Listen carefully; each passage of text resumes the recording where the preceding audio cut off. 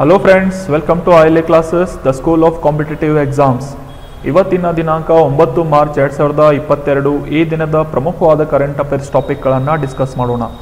ನಾವು ಇವತ್ತು ಡಿಸ್ಕಸ್ ಮಾಡ್ತಾ ಇರೋ ಫಸ್ಟ್ ಆರ್ಟಿಕಲ್ನಲ್ಲಿ ಡಿಜಿಟಲ್ ಟಿಕೆಟಿಂಗ್ ಸರ್ವಿಸ್ ಅಥವಾ ಡಿಜಿಟಲ್ ಟಿಕೆಟ್ ಸೇವೆಯನ್ನು ಒದಗಿಸಲು ಪೇಟಿಎಂ ಮತ್ತು IRCTC ಒಂದು ಪಾರ್ಟ್ನರ್ಶಿಪ್ಪನ್ನು ಮಾಡ್ತಾ ಇದ್ದಾವೆ. ಸೊ ಇದರ ಬಗ್ಗೆ ಡೀಟೇಲ್ ಆಗಿ ಡಿಸ್ಕಸ್ ಮಾಡೋಣ.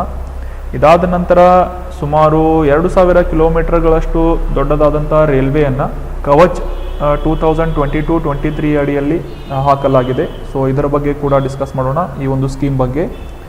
ಇದಾದ ನಂತರ per capita net state highest ಆಗಿ GDP ಹೊಂದಿರುವಂತಹ ರಾಜ್ಯ ತೆಲಂಗಾಣ ಆಗಿ ಒಂದು ವರದಿಯನ್ನು ರಿಪೋರ್ಟ್ ಮಾಡಲಾಗಿದೆ ಮಾಸ್ಪಿಯಿಂದ. ಸೊ ಇದರ ಬಗ್ಗೆ ಕೂಡ ಡಿಸ್ಕಸ್ ಮಾಡೋಣ.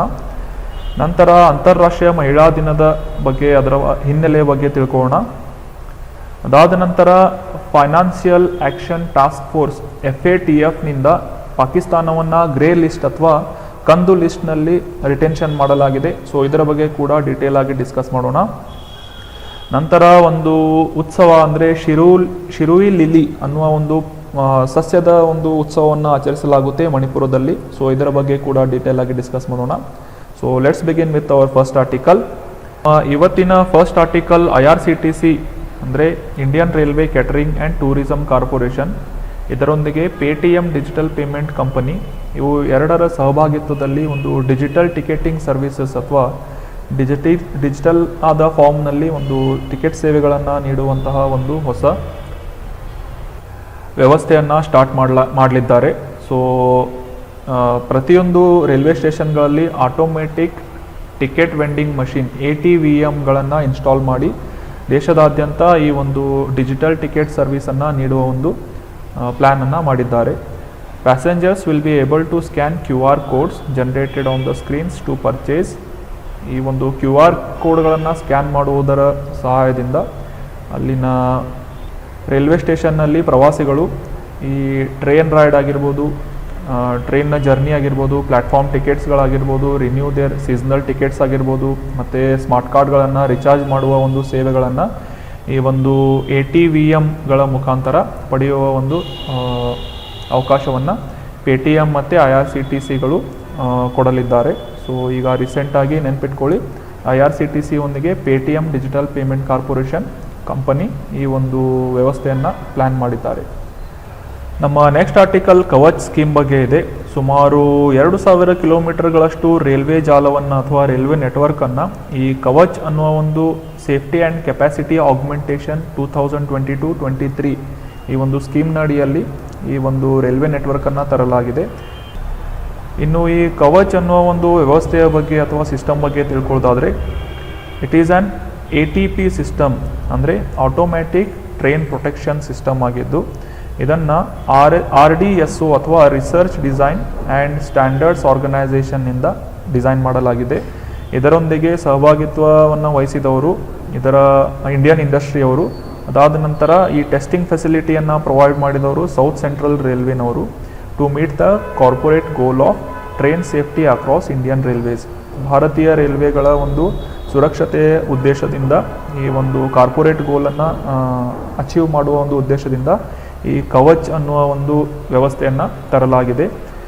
ಇನ್ನು ಇದರ ಬಗ್ಗೆ ಮಾಹಿತಿಯನ್ನು ತಿಳ್ಕೊಳ್ಳೋದಾದರೆ, it is a cutting edge electronic system that meets safety integrity level 4 criteria. ಈ ಸೇಫ್ಟಿ ಇಂಟಿಗ್ರಿಟಿ ಲೆವೆಲ್ 4ನೇ ಒಂದು ಕ್ರೈಟೀರಿಯಾವನ್ನು ಮೀಟ್ ಆಗಲು ಈ ಅತ್ಯಾಧುನಿಕವಾದಂತಹ ಈ ಎಲೆಕ್ಟ್ರಾನಿಕ್ ಸಿಸ್ಟಮನ್ನು, ಈ ಕವಚ್ ಅನ್ನುವ ಒಂದು ಸಿಸ್ಟಮನ್ನು ಅಳವಡಿಸಲಾಗಿದೆ. ಇನ್ನು ಈ ಕವಚ್ ಸಿಸ್ಟಮ್ದ ವರ್ಕಿಂಗ್ ಬಗ್ಗೆ ತಿಳ್ಕೊಳ್ಳೋದಾದರೆ, ಆಟೋ ಪೈಲಟ್ ಇನ್ ಕೇಸ್ ಅವರು ಒಂದು ಸ್ಪೀಡ್ ರೆಗ್ಯುಲೇಷನ್ ಅಥವಾ ಈ ವೇಗದ ನಿಯಂತ್ರಣವನ್ನು ಮಾಡಲು ಆಗದೆ ಹೋದರೆ, ಅದರ ರೆಗ್ಯುಲೇಷನ್ಗಳನ್ನು ಮೀಟ್ ಆಗಲು ಫೇಲ್ ಆದಲ್ಲಿ ಈ ಸುರಕ್ಷತೆಯನ್ನು ಒದಗಿಸುವ ಉದ್ದೇಶದಿಂದ ಈ ಟ್ರೈನ್ ಬ್ರೇಕಿಂಗ್ ಸಿಸ್ಟಮ್ ಆಟೋಮ್ಯಾಟಿಕ್ ಆಗಿ ಆ್ಯಕ್ಟಿವೇಟ್ ಆಗುತ್ತವೆ. ಇದರಿಂದ 2 ಟ್ರೈನ್ಗಳು ಅಥವಾ ರೈಲ್ವೆಗಳು ಪರಸ್ಪರ ಡಿಕ್ಕಿ ಹೊಡೆಯುವ ಒಂದು ಸಾಧ್ಯತೆಗಳನ್ನು ಈ ಕವಚ್ ಅನ್ನುವ ಒಂದು ವ್ಯವಸ್ಥೆ ಕಡಿಮೆ ಮಾಡುತ್ತೆ ಅಥವಾ ಅವಾಯ್ಡ್ ಮಾಡುತ್ತೆ. ಸೊ ಇದರಿಂದ ಸಾಕಷ್ಟು ರೈಲ್ವೆ ವ್ಯವಸ್ಥೆಯಲ್ಲಿ ಸುರಕ್ಷತೆಯನ್ನು ಒದಗಿಸಲು ಸಹಕಾರಿಯಾಗುತ್ತೆ. So that was about Kavach system. ನಮ್ಮ ನೆಕ್ಸ್ಟ್ ಆರ್ಟಿಕಲ್ನಲ್ಲಿ ತೆಲಂಗಾಣ ಈ ಒಂದು ಮಾಸ್ಪಿಯಿಂದ ರಿಲೀಸ್ ಆದಂತಹ ರಿಪೋರ್ಟ್ನ ಪ್ರಕಾರ ಮಿನಿಸ್ಟ್ರಿ ಆಫ್ ಸ್ಟ್ಯಾಟಿಸ್ಟಿಕ್ಸ್ ಮತ್ತು ಪ್ರೋಗ್ರಾಮ್ ಇಂಪ್ಲಿಮೆಂಟೇಷನ್, ಇದರ ಫುಲ್ ಫಾರ್ಮ್ ಮಾಸ್ಪಿ ಅಂತ ಕರೀತಾರೆ. ಇದರಿಂದ ರಿಲೀಸ್ ಆದಂತಹ ಒಂದು ವರದಿಯ ಪ್ರಕಾರ ತೆಲಂಗಾಣಕ್ಕೆ ಅತ್ಯಂತ ಹೆಚ್ಚು ನೆಟ್ ಸ್ಟೇಟ್ ಡೊಮೆಸ್ಟಿಕ್ ಪ್ರಾಡಕ್ಟ್ ಅಥವಾ ನಿವ್ವಳವಾದಂತಹ GDPಯನ್ನು ಹೊಂದಿದೆ ಅಂತ ರಿಪೋರ್ಟ್ ವರದಿ ಮಾಡಿದೆ 2022ರಲ್ಲಿ. ಸೊ ಇದರ ಬಗ್ಗೆ ಡಿಸ್ಕಸ್ ಮಾಡೋದಾದರೆ, the gross state domestic price of Telangana increased from 3,59,434 crores in 2011-12. ಈ 35 ಲಕ್ಷ ಕೋಟಿ ಇದ್ದದ್ದು ಈ 10 ವರ್ಷಗಳ ನಂತರ 1,15,04,860 crores ಆಗಿದೆ ಅಂತ ವರದಿ ಮಾಡಿದೆ. ಇಟ್ ರೆಕಾರ್ಡೆಡ್ GSDP ಅಂತಂದರೆ gross state domestic price growth, ಇದರ 31%, 31.12% ಕಂಪೇರ್ ಮಾಡಿದರೆ 2011-12ಕ್ಕೆ ಕಂಪೇರ್ ಮಾಡಿದರೆ ಗ್ರೋತನ್ನು ಕಂಡಿದೆ ಅಂತ ಹೇಳ್ತಾ ಇದ್ದಾರೆ. It is one of the highest growth rates for any state in the country.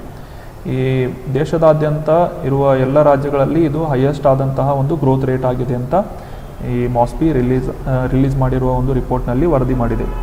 In terms of percentage growth in GSDP, Telangana has shown the most rapid increase in its growth rate by around 17% from 2020. 2020ರಿಂದ ಸುಮಾರು 17% growth ರೇಟನ್ನು gross state domestic ಪ್ರೈಸ್ನಲ್ಲಿ ಏಳಿಗೆಯನ್ನು ತೋರಿಸಿದೆ ಅಂತ ತೆಲಂಗಾಣಕ್ಕೆ ಹೇಳಲಾಗ್ತಾ ಇದೆ. ಇದರಲ್ಲಿ ಮುಖ್ಯವಾದಂತಹ ಪಾಲನ್ನು ವಹಿಸಿದ ಒಂದು ಸ್ಕೀಮ್ಗಳು ಅಂತಂದರೆ ತೆಲಂಗಾಣದು ಫೇಮಸ್ ಆದಂಥವು Rythu Bandhu scheme for farmers, the world's largest lift irrigation, Kaleshwaram project. ಈ ಕಾಲೇಶ್ವರಂ ಪ್ರಾಜೆಕ್ಟ್ ಬಗ್ಗೆ ನಿಮಗೆಲ್ಲ ಗೊತ್ತಿರ್ಬೋದು. ಇದೊಂದು ಲಿಫ್ಟ್ ಇರಿಗೇಷನ್ ಅಥವಾ ನೀರಾವರಿಯನ್ನು ಪ್ರೊವೈಡ್ ಮಾಡುವಂತಹ ಒಂದು ಪ್ರಾಜೆಕ್ಟ್ ಆಗಿದ್ದು, ಇದರೊಂದಿಗೆ ಈ ರೈತ ಬಂಧು ಅನ್ನುವ ಸ್ಕೀಮನ್ನು ಕೂಡ ಲಾಂಚ್ ಮಾಡಲಾಗಿತ್ತು. To provide water to the fields, ನೀರನ್ನು ಒದಗಿಸುವ ಹೊಲಗಳಿಗೆ ನೀರನ್ನು ಒದಗಿಸುವ ಉದ್ದೇಶದಿಂದ ಈ ಒಂದು ಪ್ರಾಜೆಕ್ಟನ್ನು ಕೈಗೆತ್ತಿಕೊಳ್ಳಲಾಗಿತ್ತು ತೆಲಂಗಾಣ ಸರ್ಕಾರದಿಂದ. ಇದಾದ ನಂತರ ಗರ್ಭಿಣಿ ಸ್ತ್ರೀಯರಿಗೆ ಮತ್ತು ಹಾಲುಣಿಸುವ ಹೆಣ್ಣು ಮಕ್ಕಳಿಗೆ ಈ ಒಂದು ಆರೋಗ್ಯ ಲಕ್ಷ್ಮಿ ಅನ್ನೋ ಒಂದು ಸ್ಕೀಮನ್ನು ಕೂಡ ವೆಲ್ಫೇರ್ಗಾಗಿ ಈ ಒಂದು ಜನರ ಕಲ್ಯಾಣದ ಉದ್ದೇಶದಿಂದ ತೆಲಂಗಾಣ ಸರ್ಕಾರದಿಂದ ಲಾಂಚ್ ಮಾಡಲಾಗಿತ್ತು. ಸದ್ಯಕ್ಕೆ ಇದರ ಒಂದು ನೆಟ್ ಪರ್ ಕ್ಯಾಪಿಟಾ ಏನಿದೆ ದೇಶದಲ್ಲಿ ಅತ್ಯಂತ ಹೆಚ್ಚಿನ ಒಂದು ಪರ್ಸೆಂಟೇಜನ್ನು ಹೊಂದಿದೆ. ನಮ್ಮ ನೆಕ್ಸ್ಟ್ ಆರ್ಟಿಕಲ್ ಅಂತಾರಾಷ್ಟ್ರೀಯ ಮಹಿಳಾ ದಿನ ಅಥವಾ ಇಂಟರ್ನ್ಯಾಷನಲ್ ವುಮೆನ್ಸ್ ಡೇ ಬಗ್ಗೆ ಇದೆ. 8 ಮಾರ್ಚನ್ನು ಪ್ರತಿ ವರ್ಷ ಅಂತಾರಾಷ್ಟ್ರೀಯ ಮಹಿಳಾ ದಿನ ಅಂತ ಆಚರಿಸಲಾಗುತ್ತೆ. ನೆನ್ಪಿಟ್ಕೊಳ್ಳಿ, 8 ಮಾರ್ಚನ್ನು ಅಂತಾರಾಷ್ಟ್ರೀಯ ಮಹಿಳಾ ದಿನವನ್ನಾಗಿ ಪ್ರತಿ ವರ್ಷ ಆಚರಿಸಲಾಗುತ್ತೆ. ಈ ಒಂದು ಆಚರಣೆಯ ಮುಖ್ಯ ಉದ್ದೇಶ ಏನು ಅಂತಂದರೆ, ಹೆಣ್ಣು ಮಕ್ಕಳು ವಿವಿಧವಾದಂಥ ಕ್ಷೇತ್ರದಲ್ಲಿ ಮಾಡಿದಂತಹ ಸಾಧನೆಯನ್ನು, ವಿಮೆನ್ಸ್ ಅಚೀವ್ಮೆಂಟ್ಗಳನ್ನು ಎತ್ತಿ ತೋರಿಸುವುದು ಮತ್ತು ಈ ಮಹಿಳಾ ಸಮಾನತೆ ಅಥವಾ ಲಿಂಗ ಸಮಾನತೆಯ ಬಗ್ಗೆ ಜನರಲ್ಲಿ ಒಂದು ಅವೇರ್ನೆಸ್ ಅಥವಾ ಜಾಗೃತಿಯನ್ನು ಮೂಡಿಸುವುದು ಈ ಅಂತಾರಾಷ್ಟ್ರೀಯ ಮಹಿಳಾ ದಿನದ ಮುಖ್ಯ ಉದ್ದೇಶ ಆಗಿದೆ. ಇನ್ನು 2022ರ ಈ ಮಹಿಳಾ ದಿನದ ಅಂತಾರಾಷ್ಟ್ರೀಯ ಮಹಿಳಾ ದಿನದ ಥೀಮ್ ಏನು ಅಂತಂದರೆ, gender equality today for sustainable tomorrow, ಸುಸ್ಥಿರ ನಾಳೆಗಾಗಿ ಇಂದು ಲಿಂಗ ಸಮಾನತೆ ಅಂತ ಈ ವರ್ಷದ ಥೀಮ್ ಆಗಿದೆ. ಇನ್ನು ಈ ಅಂತಾರಾಷ್ಟ್ರೀಯ ಮಹಿಳಾ ದಿನವನ್ನು ಫಸ್ಟ್ ಟೈಮ್ ಅಬ್ಸರ್ವ್ ಮಾಡಿದ್ದು 1911ರಲ್ಲಿ. ಮತ್ತು ಯುನೈಟೆಡ್ ನೇಷನ್ ವಿಶ್ವಸಂಸ್ಥೆಯ ಒಂದು ಅಂತಾರಾಷ್ಟ್ರೀಯ ಮಹಿಳಾ ದಿನವನ್ನು ಆಚರಿಸಲು ಪ್ರಾರಂಭ ಮಾಡಿದ್ದು 1975ರಲ್ಲಿ. ನಮ್ಮ next article, retention of Pakistan in FATF's grey list. ಈ ಪ್ಯಾರಿಸ್ನಲ್ಲಿ ಬೇಸ್ ಆಗಿರುವಂತಹ ಫೈನಾನ್ಷಿಯಲ್ ಆ್ಯಕ್ಷನ್ ಟಾಸ್ಕ್ ಫೋರ್ಸ್ ಅನ್ನುವ ಸಂಸ್ಥೆ ಪಾಕಿಸ್ತಾನವನ್ನು ಸತತವಾಗಿ ಒಂದು ಗ್ರೇ ಲಿಸ್ಟ್ ಅಥವಾ ಒಂದು ಬೂದು ಪಟ್ಟಿಯಲ್ಲಿ ಕಂಟಿನ್ಯೂ ಆಗಿ ಆ್ಯಡ್ ಮಾಡ್ತಾ ಇದೆ ಈ ಒಂದು ಪಾಕಿಸ್ತಾನವನ್ನು. ಇದರ ಉದ್ದೇಶ ಇಷ್ಟೇ, ಈ ಒಂದು ಟೆರರ್ ಫೈನಾನ್ಸಿಂಗ್ ಅಥವಾ ಈ ಭಯೋತ್ಪಾದನೆಗೆ ಹಣಕಾಸನ್ನು ಒದಗಿಸುವಂತಹ ದೇಶಗಳನ್ನು ಈ ಫೈನಾನ್ಷಿಯಲ್ ಆ್ಯಕ್ಷನ್ ಟಾಸ್ಕ್ ಫೋರ್ಸ್ ಅನ್ನುವ ಒಂದು ಸಂಸ್ಥೆ ಗ್ರೇ ಲಿಸ್ಟ್ನಲ್ಲಿ ಆ್ಯಡ್ ಮಾಡುತ್ತೆ. And ask to address the remaining deficiency in its financial system. ಇದರ ಒಂದು ಫೈನಾನ್ಷಿಯಲ್ ಸಿಸ್ಟಮ್ನಲ್ಲಿ ಇರುವಂತಹ ಲೋಪದೋಷಗಳನ್ನು ನಿವಾರಿಸಿಕೊಂಡು ಈ ಒಂದು ರಿಪೋರ್ಟನ್ನು ಸಲ್ಲಿಸುವಂತೆ FATF ಪಾಕಿಸ್ತಾನಕ್ಕೆ ವಾರ್ನಿಂಗನ್ನು ನೀಡಿದೆ. ಇನ್ನು ಈ ಫೈನಾನ್ಷಿಯಲ್ ಆ್ಯಕ್ಷನ್ ಟಾಸ್ಕ್ ಫೋರ್ಸ್ ಬಗ್ಗೆ ತಿಳ್ಕೊಳ್ಳೋದಾದರೆ, ಇದೊಂದು inter governmental decision making body ಆಗಿದ್ದು 1989 ಜುಲೈನಲ್ಲಿ ಇದನ್ನು G7 ಸಮಿಟ್ನಲ್ಲಿ ಶೃಂಗಸಭೆಯಲ್ಲಿ ಪ್ಯಾರಿಸ್ನಲ್ಲಿ ಆರಂಭ ಮಾಡಲಾಯಿತು. Initially to examine develop measures to combat money laundering. ಇದರ ಒಂದು ಪ್ರಾರಂಭದ ಮುಖ್ಯ ಉದ್ದೇಶ ಏನು ಆಗಿತ್ತಂತಂದರೆ ಮನಿ ಲಾಂಡ್ರಿಂಗನ್ನು ಎದುರಿಸುವುದಾಗಿತ್ತು, ಅದರ ಕುರಿತಾದಂತಹ ಸಮಸ್ಯೆಗಳನ್ನು ಬಗೆಹರಿಸುವುದು. ಮನಿ ಲಾಂಡ್ರಿಂಗ್ ಅಂತಂತಂದರೆ ಈ ಕಪ್ಪು ಹಣವನ್ನು ಲೀಗಲ್ ಆದಂತಹ ಹಣವನ್ನಾಗಿ ಕನ್ವರ್ಟ್ ಮಾಡುವ ಒಂದು ಪ್ರಕ್ರಿಯೆಯನ್ನು ಮನಿ ಲಾಂಡ್ರಿಂಗ್ ಅಂತ ಕರೀತಾರೆ. ಇನ್ನು ಈ FATF ಸಂಸ್ಥೆಯ ಮುಖ್ಯ ಕಚೇರಿ ಪ್ಯಾರಿಸ್ನಲ್ಲಿದೆ. ಈ FATF ಅಥವಾ ಫೈನಾನ್ಷಿಯಲ್ ಆ್ಯಕ್ಷನ್ ಟಾಸ್ಕ್ ಫೋರ್ಸ್ ಈ ಒಂದು ಸಂಸ್ಥೆಯಲ್ಲಿ 2 ಪಟ್ಟಿಗಳನ್ನಾಗಿ ವಿಭಾಗಿಸಲಾಗಿದೆ. ಮೊದಲನೇದು ಬ್ಲ್ಯಾಕ್ ಲಿಸ್ಟ್ ಅಂತ, ಎರಡನೇದು ಗ್ರೇ ಲಿಸ್ಟ್ ಅಂತ.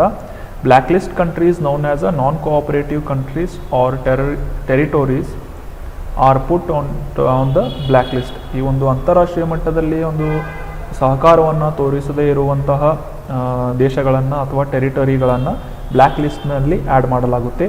These countries support terror funding and money laundering activities. ಈ ಒಂದು ದೇಶಗಳು ಮನಿ ಲಾಂಡ್ರಿಂಗ್ ಮತ್ತು ಈ ಭಯೋತ್ಪಾದನೆಗೆ ಒಂದು ಫೈನಾನ್ಸನ್ನು ಒದಗಿಸುವಂತಹ ಕೆಲಸದಲ್ಲಿ ತೊಡಗಿಕೊಂಡಿರುತ್ತವೆ ಅಂತ FATF ಇವುಗಳನ್ನು ಬ್ಲ್ಯಾಕ್ ಲಿಸ್ಟ್ನಲ್ಲಿ ಆ್ಯಡ್ ಮಾಡುತ್ತೆ. ಸೊ ಸದ್ಯಕ್ಕೆ ಈ ಒಂದು ಎನ್ಲಿಸ್ಟ್ ಮಾಡಿದಂತಹ ದೇಶಗಳು ಯಾವುವು ಅಂತಂದರೆ ನಾರ್ತ್ ಕೊರಿಯಾ ಮತ್ತು ಇರಾನ್. ನೆನ್ಪಿಟ್ಕೊಳ್ಳಿ, FATFನ ಬ್ಲ್ಯಾಕ್ ಲಿಸ್ಟ್ನಲ್ಲಿ ಆ್ಯಡ್ ಮಾಡಿದಂತಹ ದೇಶಗಳು ಇರಾನ್ ಮತ್ತು ನಾರ್ತ್ ಕೊರಿಯಾ. ಇನ್ನು ಗ್ರೇ ಲಿಸ್ಟ್ ಅಥವಾ ಬೂದಿ ಪಟ್ಟಿಗೆ ಬಂದಾಗ FATFನ so these are considered as a safe haven for supporting terror funding and money laundering are put in the FATF grey list.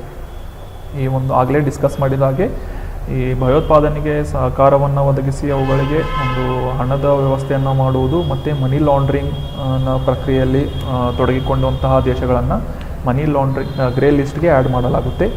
This inclusion serves as a warning to the country that it may enter the black list. ಈ grey ಲಿಸ್ಟ್ನಲ್ಲಿ add ಮಾಡಿದಂತಹ ದೇಶಗಳನ್ನು ಒಂದು warning ಆಗಿರುತ್ತೆ, ಇವುಗಳನ್ನು ಕಪ್ಪು ಪಟ್ಟಿಯಲ್ಲಿ ಕೂಡ add ಮಾಡಬಹುದು ಅಂತ. ನಮ್ಮ ನೆಕ್ಸ್ಟ್ ಆರ್ಟಿಕಲ್ ಶಿರೂಯಿ ಲಿಲಿ ಅನ್ನುವ ಒಂದು ಫೆಸ್ಟಿವಲ್ ಅಥವಾ ಉತ್ಸವದ ಬಗ್ಗೆ ಇದೆ.